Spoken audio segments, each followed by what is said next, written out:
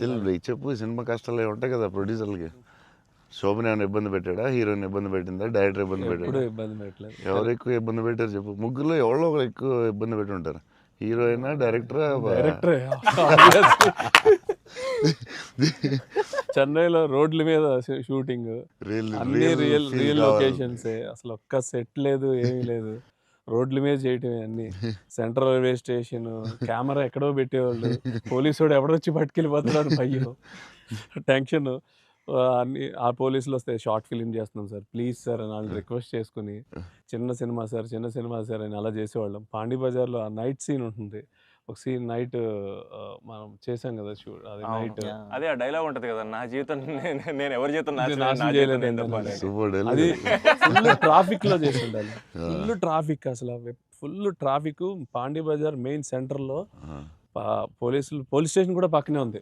Police station దగ్గరికి వెళ్ళి sir please sir అంటే, సరే డిస్టర్బ్ చేయకుండా ట్రాఫిక్ ని చేయండి. అది డైరెక్టర్ తీసుకెళ్ళి ఈవినింగ్ 6:30, 7కి పెట్టాడు.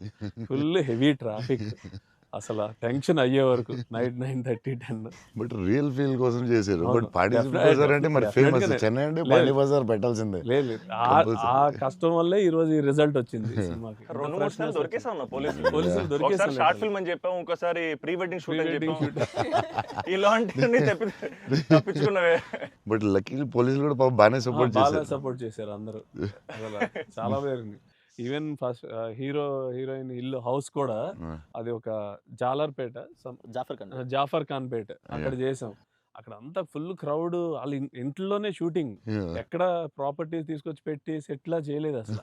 వాళ్ళ ఇంట్లోనే అడగటం, ఆ ఇంట్లోకి వెళ్తాం, అక్కడ షూట్ చేయటం, మళ్ళీ ఇంకో దాంట్లో చేయటం, అలా. అందుకే ఫీల్ రియల్ చెన్నైలో